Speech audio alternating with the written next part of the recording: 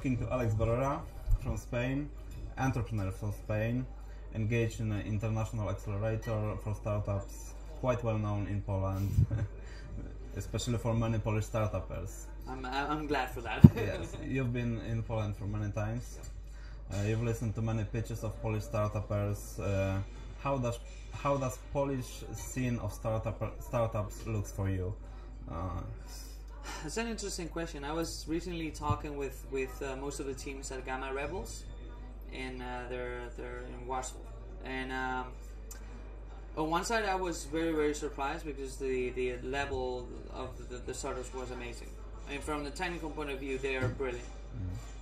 It always ends up being the same issue. It's here in Poland, you guys don't know about business. I mean, you are technically brilliant, but when it comes to doing the business plan and kind of pitching what you're doing and why that's important, it's just like not there. And I always try to push them like, well, this is cool, the technology is cool, but the important part is how you need to find people to pay you for that.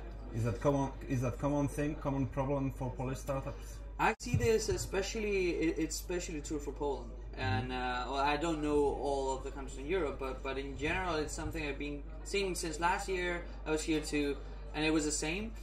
It's getting way better. That's also true. I mean, Gamma Road didn't exist last year. Startup Weekends didn't exist last year. You know, so there's a lot of people here in Poland pushing for more training on better startups, and I definitely see the change between last year and this year. Still not there, but I'm the one that's always saying better a little bit more than nothing, you know. So it's definitely getting there. I remember your talk from the last year's e-nnovation. You were talking about globalization. That's right. Do you think that really all entrepreneurs should go global? I was asked to say, I don't know if people are obsessed with the globalization thing. Okay, globalization is a mentality. Okay, this is not about I want to have my company in Poland or outside Poland. This is not binary. Globalization is about thinking that your market, that your resources, that your PR can be anywhere in the world. Does that mean that you have to go outside Poland? No. But I was giving the example before. Imagine that you're creating a startup. You're beginning with your startup and you're building your team. Imagine you have 3 guys that are really good, but you cannot find someone that knows business, that knows business development. So most startups here will just think about hiring a Polish guy.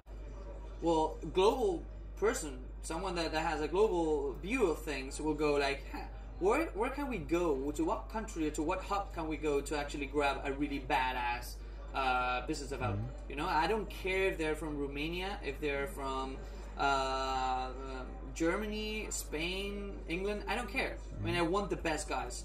And if the best guy is somewhere else on the other corner of the world, I'll try and get him. So depends on the startup. There are some startups that makes a lot of sense to stay in Poland.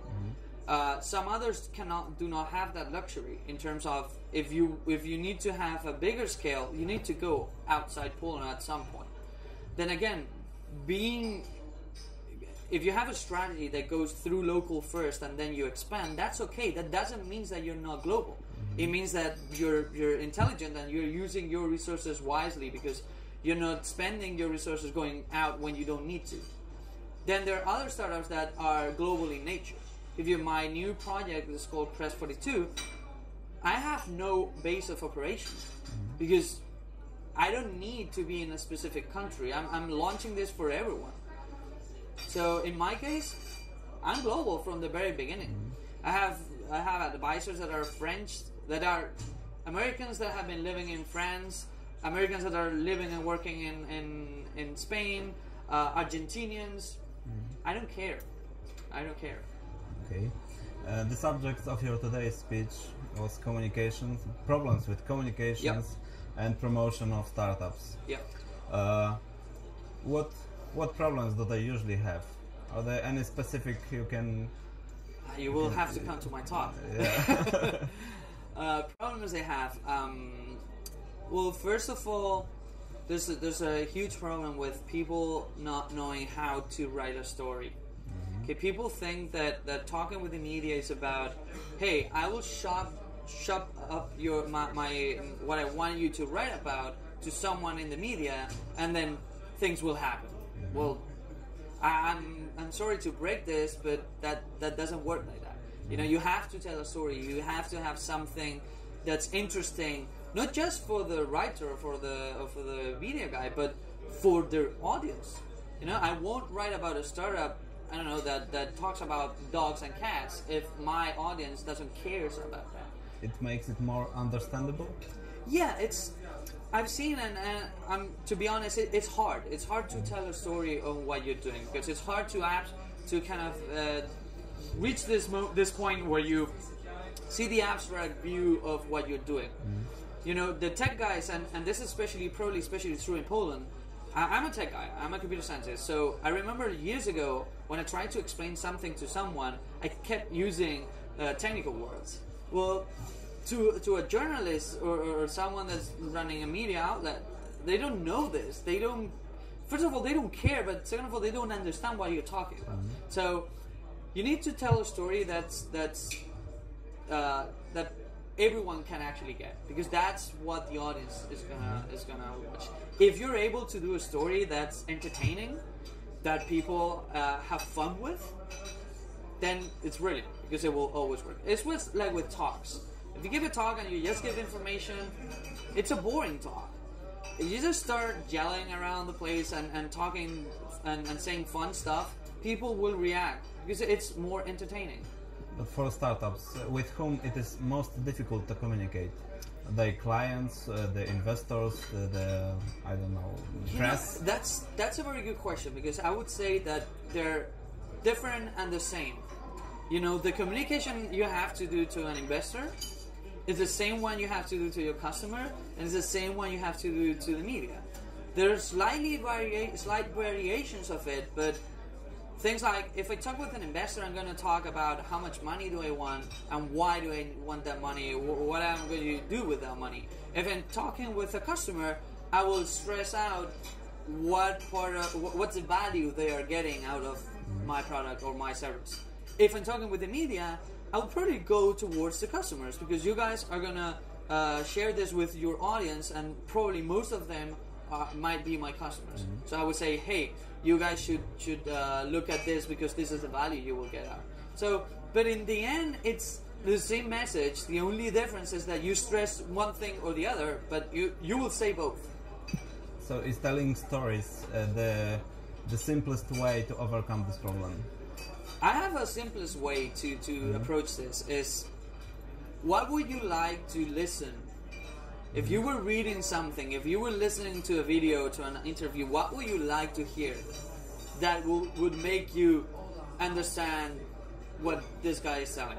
You know, and every time I think about this is, how would I like someone to tell me my startup? You know, and then I go like, no, this is not working, you know, because I don't feel it. I don't feel it. If someone told me this, I don't feel it. So it's very easy. Just try and sit on the other side.